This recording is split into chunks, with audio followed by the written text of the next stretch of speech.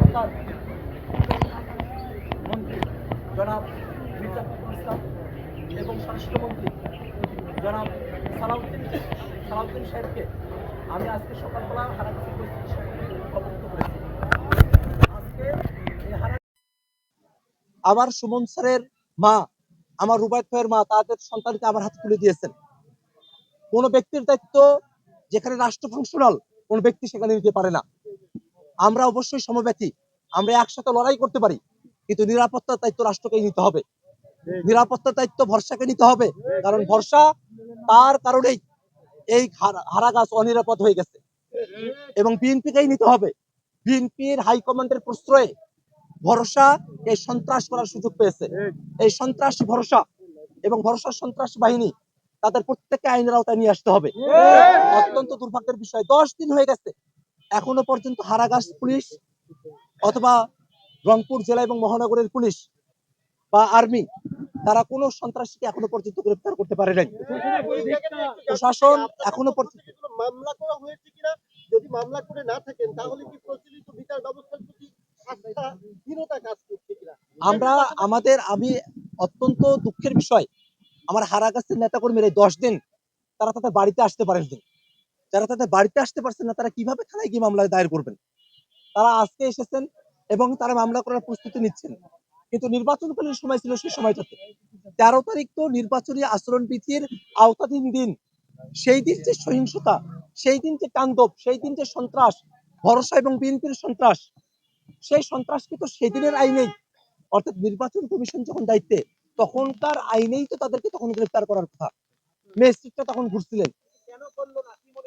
আমরা দেখেছি এই যে প্রশাসন, বাংলাদেশের প্রশাসন, তারা সবসময়ই যারা ক্ষমতাসীন দল তাদেরকে কিভাবে তুষ্ট রাখা যায় সেদিকে তাদের মনোযোগ থাকে। আমরা প্রশাসনের এই যে নিরপেক্ষতার ভান ধরে বসে থেকে এই যে জুলুম সহ্য করে যাওয়া, জুলুমকে প্রশ্রয় দেওয়া এবং মানুষের উপরে জুলুম হওয়ার পরে বিচার না করা, এটাকে পুরনো আমলে প্রশাসন যেভাবে সরকারি দলের অনুগত হয়ে যাওয়ার প্রক্রিয়ার মধ্যে দিয়ে নিজেদেরকে নিয়ে যায়, এমন ধরনের একটা প্রক্রিয়া হিসেবে আমরা এটাকে দেখি। তারপরেও আমরা প্রশাসনের ভাইদের কাছে, প্রশাসনের কর্তাদের কাছে, পুলিশ বাহিনীর কাছে, আর্মির কাছে আমরা বিনীত কণ্ঠে আহ্বান জানাবো, এই হারাগাছে ভরসার সন্ত্রাসী বাহিনী যেসব বাড়িঘরে হামলা করেছে সেসব বাড়িঘরে হামলার বিচার তাদেরকে করতে হবে। সন্ত্রাসীদেরকে গ্রেফতার করে আইনের আওতায় আনতে হবে এবং একই সাথে যে ক্ষয়ক্ষতিগুলো হয়েছে সে ক্ষয়ক্ষতিগুলোর ক্ষতিপূরণ প্রদান করতে হবে। এবং পাশাপাশি আমি একটা কথা খুব আন্তরিকভাবে বলতে চাই, হারাগাছের মানুষেরা, এখানকার 5,000 মানুষ সাহস করে আমাকে ভোট দিয়েছেন, আমি তাদের কাছে কৃতজ্ঞ। হারাগাছের হাজার হাজার মানুষ আমার জন্য দোয়া করেছেন। হারাগাছের মানুষেরা তারা জানেন যে কি ধরনের ভয় এবং ত্রাসের মধ্যে দিয়ে তাদেরকে জীবন এখানে অতিবাহিত করতে হয়, কি ধরনের হুমকির মধ্যে দিয়ে তাদেরকে যেতে হয়, কিভাবে তাদের জীবনকে জিম্মি করে ফেলা হয়েছে।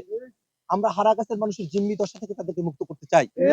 আমি গত 1 বছরে 1.5 বছরে হারাগাছে 3 দফায় 3,50,00,000 6.5 কোটি টাকার স্পেশাল বাজেট বরাদ্দ নিয়ে এসেছিলাম।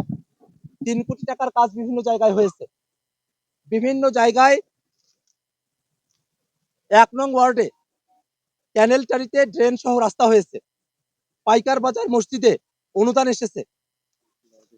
2 নং ওয়ার্ডে মোল্লাটারি ভেল্লাটারি এলাকায় ড্রেন সহ রাস্তা হয়েছে। ব্রিজ সংলগ্ন আরসিসি রাস্তা হয়েছে। 4 নং ওয়ার্ডে হারাগাছ হাই স্কুলের পেছন থেকে সোনার চাঁদ বাড়ি থেকে রাস্তা হয়েছে। 5 নং ওয়ার্ডে চ্যাংটারিতে ডাবলুর বাড়ি থেকে টুকুর বাড়ি পর্যন্ত ঢালাই হয়েছে। 7 নং ওয়ার্ডে মিনাজ বাজার থেকে ধুম নদী পর্যন্ত রাস্তা ঢালাই হয়েছে। 8 নং ওয়ার্ডে মোল্লাটারি স্কুল পাশে ড্রেন সহ রাস্তা ঢালাই হয়েছে। এমন অসংখ্য উন্নয়নমূলক কাজ গত 1